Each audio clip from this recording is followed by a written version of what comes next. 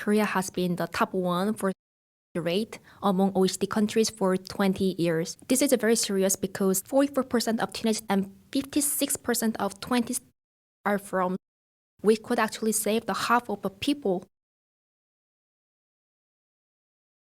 So this has been a very hot topic in Korea for long, and since last winter, December, the government and the president tried policies that can help people, like, for example, adding a new hotline where people can have a 24-hour counseling. However, we are not so sure how it's going to be helpful, and we are not really showing the benefits yet because not many people are aware of that this service ever exists. I've spent over 5 years working with Koreans and coaching Koreans both in person and online.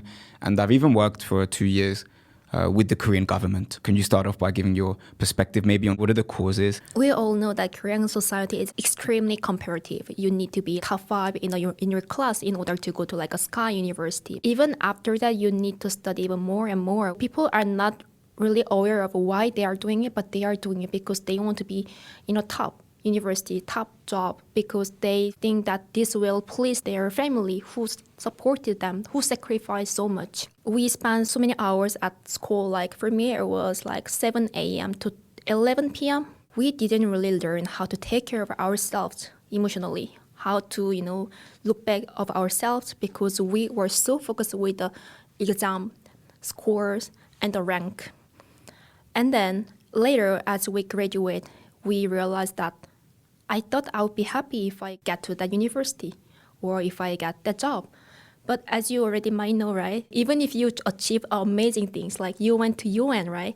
I'm sure you must be so happy. You must be so proud of yourself. Everyone will, compliment you, but it doesn't last forever. It's like a drug or like a caffeine. It works for a while, but after the while, you feel empty and you feel kind of lost.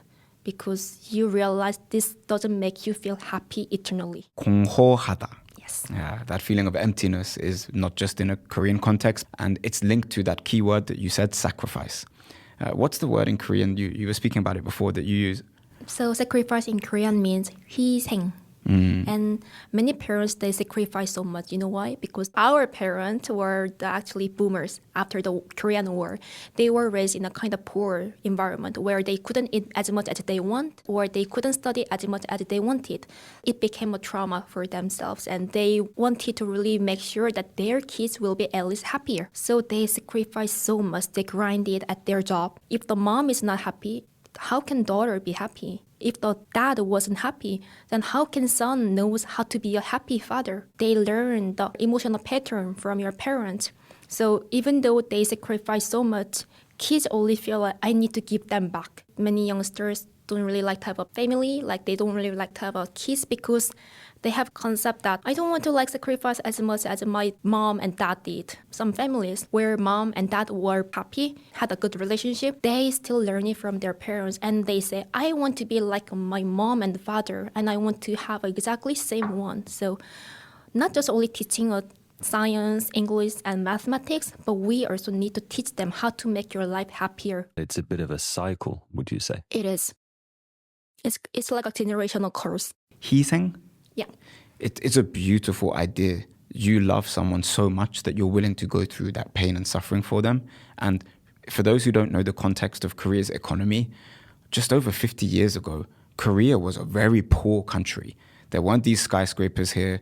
So the generation that taught their kids that mentality, it was survival. And I know this because my family, who came from Pakistan to the UK as a mixed, they had a similar mentality is that, okay, you come to the UK now and you give everything. You work any extra hours you can to then send money back home and help the family. There's something we need to appreciate about this mentality and see the good in it, but understand that nowadays it's perhaps been pushed too much to the extreme, where we're compromising our own healths when we adopt that mentality of no rest at all. If you rest, that's not your expression of love. You're betraying your own family if you take a rest or you take a break or if you didn't get into the top uni or if you didn't stay extra and do all that hours. So it does seem like a bit of a prison and a bubble for so many people. How can others escape that cycle that Jack mentioned? Acknowledging that I might be wrong is actually really hard because it's against your ego. You want to be always the person who knows what's the answer, right? But you should also acknowledge that your parents might be wrong. But it's not their fault. They just learned like this from their grandparents. They just wanted to give you the best. For me, actually, learning language helped me a lot because learning language means I'm getting another person's culture and also their perspective. Hustle culture, hustle mindset helped me so much to bring me in this level. But that worked that time. But for now, I realized it doesn't resonate with me anymore. They grow, they develop, they evolve. Now I'm a new self, new person. I think same for Korea. Korea needs to now welcome a new perspective from another culture, another countries, and also prepare for a new era of Korea. Anyone telling anyone else they're wrong, you're accusing them, like telling parents or grandparents, no, you're wrong, that will never ever have a good result. Rather than saying your mentality is wrong, how about saying in that context, this was optimal, right? You had to work for survival, and we're grateful for that.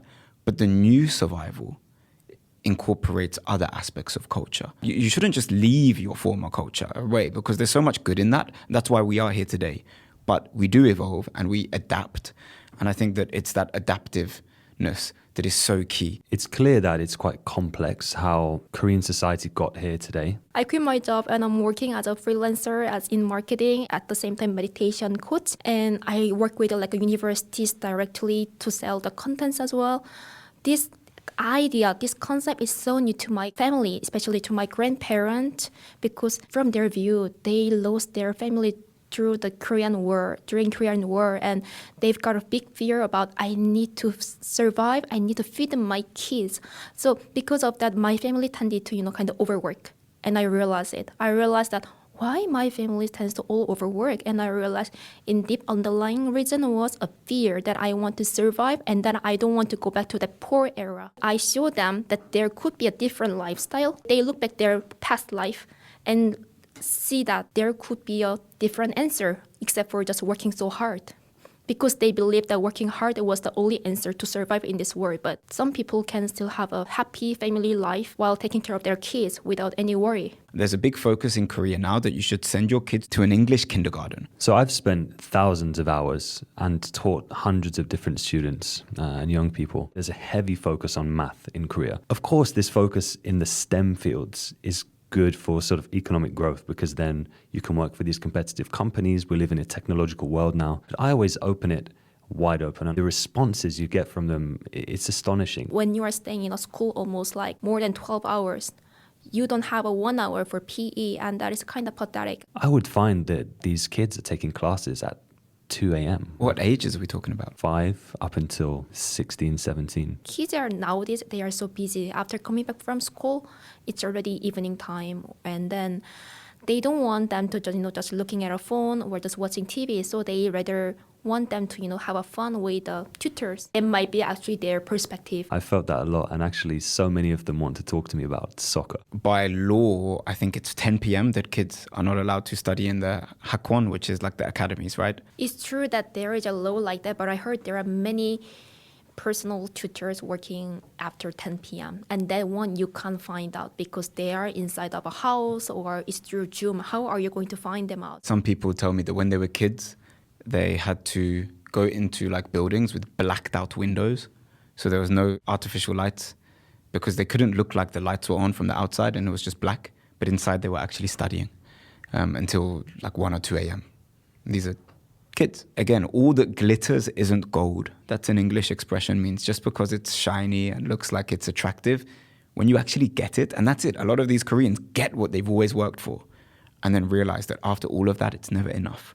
So I think we're all struggling in that way. For those of you who are right now, currently working or study, don't compare yourself from people on social media because they look happier. It doesn't mean that they are really happier than you because you don't know their life. Comparison is the thief of joy. Maintaining that lifestyle image is extremely tiring. Thank you so much, Reina, for your time and your incredible insight. We love Korea and we believe in the best for everyone. Thank you.